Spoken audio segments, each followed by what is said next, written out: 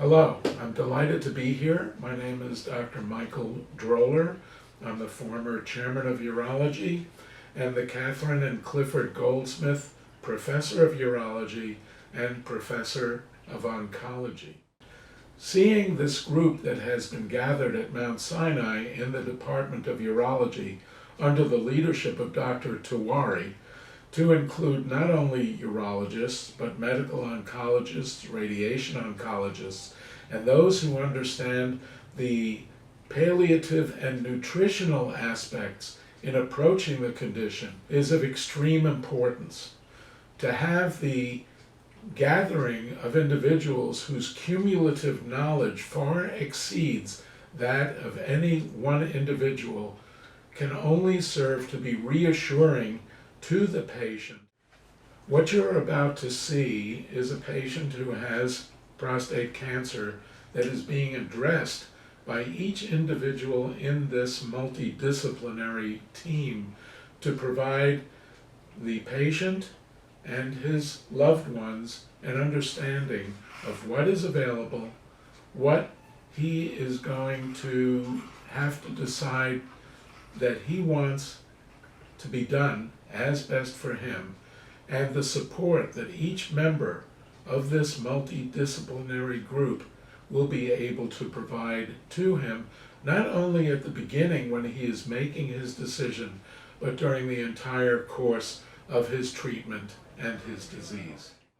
This is our clinic for bringing together like all the different specialties that have some sort of input into like how best to manage your prostate cancer diagnosis. So just as an introduction, my name is Bobby Lee. I'm a medical oncologist. I specialize in prostate cancer. I'm going to have my colleagues introduce themselves. I'm Richard Stark, radiation oncology.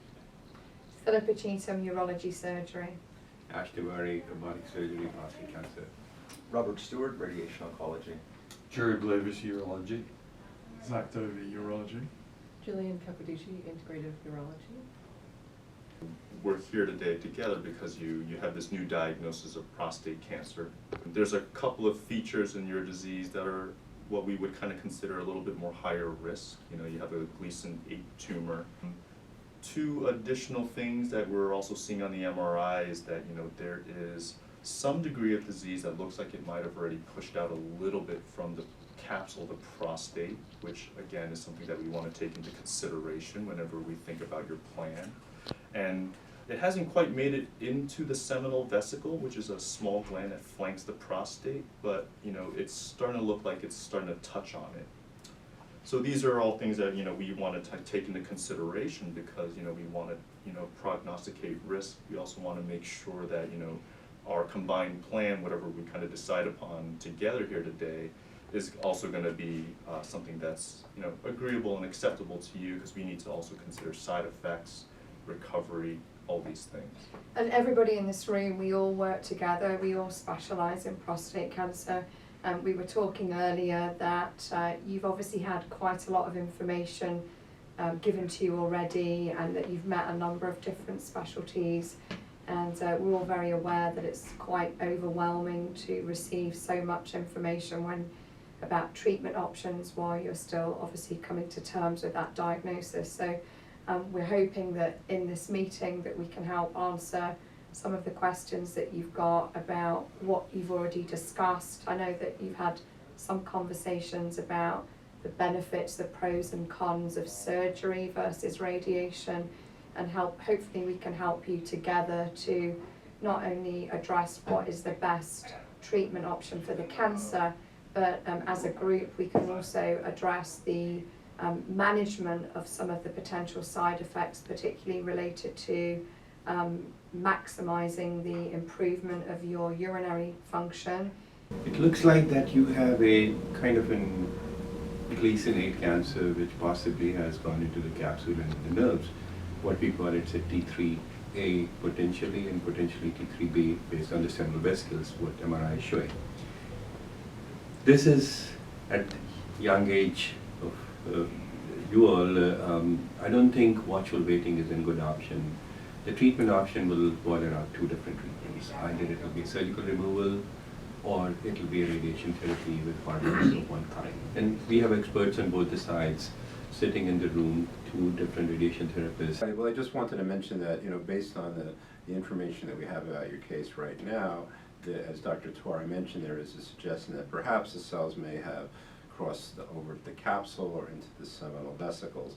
So if you are going to have surgery, I just wanted to kind of make you aware that there is a chance you might need to have radiation therapy. After that, because although Dr. Tewari, as I say, is a great surgeon and he gets everything out, it's the stuff that he just can't see that could potentially still be there, and that may evidence itself by the pathology report, where you might see some cancer through the capsule into the seminal vesicle, or your PSA may start to go up. And in this case, the good thing is we do have a treatment that can try to get rid of that microscopic disease, and that's radiation therapy. Sometimes we use it alone or in conjunction with hormone therapy, which is what Dr. Liao does. And it's basically radiation therapy, a treatment that we can give on a daily basis. We do it over approximately 8 weeks with the intent of kind of getting rid of those microscopic cells. And the difference in approach here is that and if you start within surgical treatment, there is a good chance that there may be a need for radiation in future. But we also believe that starting it clean, getting the lymph nodes, getting pathology in our hand, and then augmenting it with radiation down the road, especially for someone who has more than 15-year life expectancy, may not be a bad idea for us to fund it. But I think not just two urologists should be talking about it. I'll leave it to you and Zach and Jillian to put in your perspective. Whether you undergo radiation treatment primarily, whether you undergo radical prostatectomy, with or without the protocols that we just discussed. So there's pros and cons to both, and I like to say that the complications that you get from surgery, you get from day one, and the natural healing process is such that they tend to get better over time. The complications that you get from radiation usually take a longer period to evolve, and they don't tend to get better over time. The radiation, the complications from radiation get worse over time. But I have a question for two of you. We get a lot of discussion about cyberknife and proton beam, and we don't know what to say. And you can highlight, what do you think? There are 4 different kinds of radiation therapy.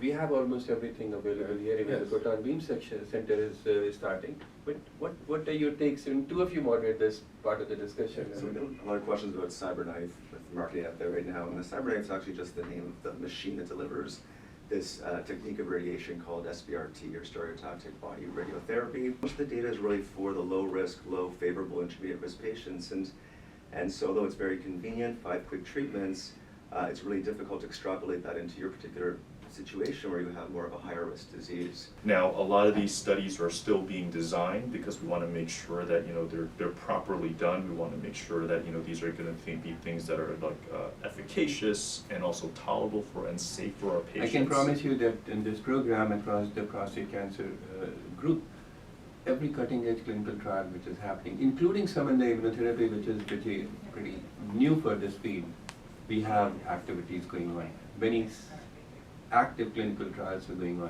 But because of time, I will have Zach and Jillian pitch in and then say your perspective about what you think. Yeah, the advantage of coming to Mount Sinai and to Dr. Tewari is that you have the option of lots of immunotherapy trials. And for example, we have the poly-ICLC trial, which is for aggressive cancer and has shown promising results in the patients that we've seen already. And then post-operatively with the in-house genomic study, we can filter any genomic abnormalities to specific trials. And these are all available and up and running at the moment. And I think one of the great things that we offer is a holistic look at your health, because we're not just looking at you just as a prostate. So I particularly specialize in working with you on some nutrition things and exercise. This is really important if you're going to be having surgery. We want to optimize you because it's going to even when they're on hormones. Right, even when you're on hormones. Yes. And then if you have side effects or symptoms to be managed, we have a lot of different things, both conventional and holistic, that we can offer to make sure that you're comfortable and feeling good. But the last word has to be by Dr. Chief. And you know, we understand that the purpose of this meeting is for us to share information with you about the treatment options and to guide you both through the journey. Hopefully you found the information that we've shared with you today helpful, and we're here to answer any questions. Thanks.